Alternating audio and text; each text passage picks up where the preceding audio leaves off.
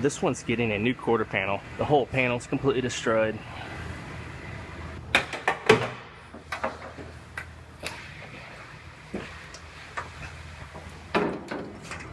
So I have a Toyota Avalon here. This one's getting a new quarter panel.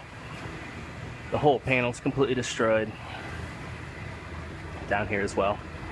So this one gets sectioned in. They have a sectioning procedure to put it in right here and somewhere right in here.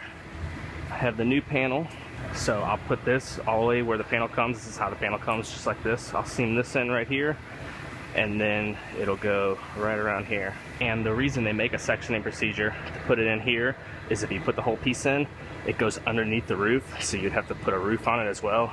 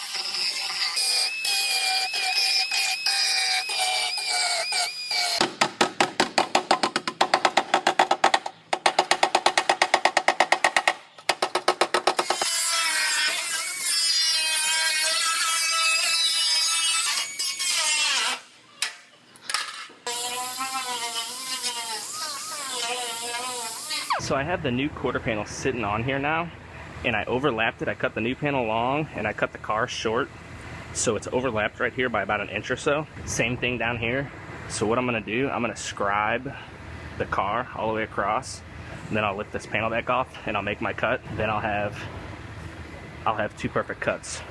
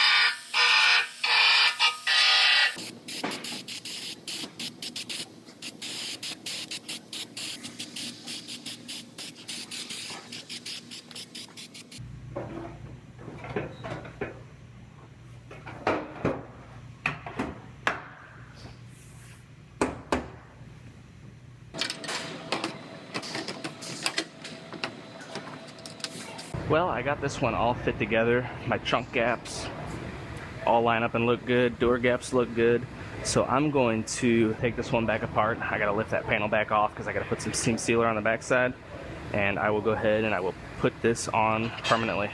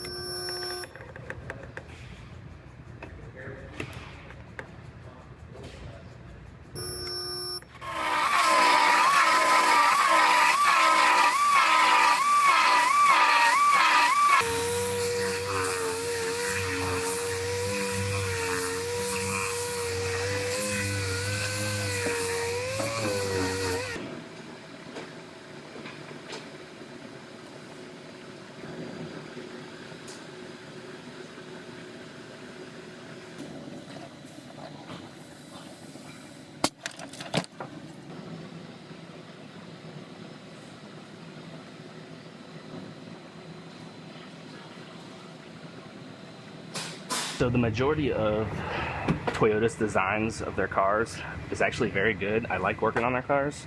However, this is one of the dumb things that they do. This is a bracket that holds the release for the fuel door, and I have to weld this on there, but I have to fit everything up first to make sure it's in the exact right position or the door won't latch properly. So I'm going to go ahead, I'm going to drill 2 holes for the plug welds, and I'm going to put a sheet metal screw in it and guess where I want it to sit. Then I will fit the fuel door up and put that cable in there and make sure it functions properly, and I'll zap those 2 welds once I get it working right.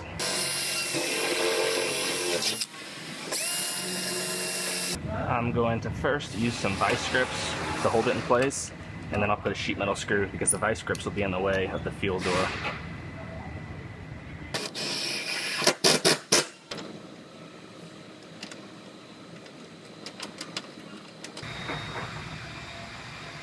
So it's working. Once the rubber seals in there, it'll sit a little tighter, but it looks good. So I'm gonna go ahead and zap those last 2 welds.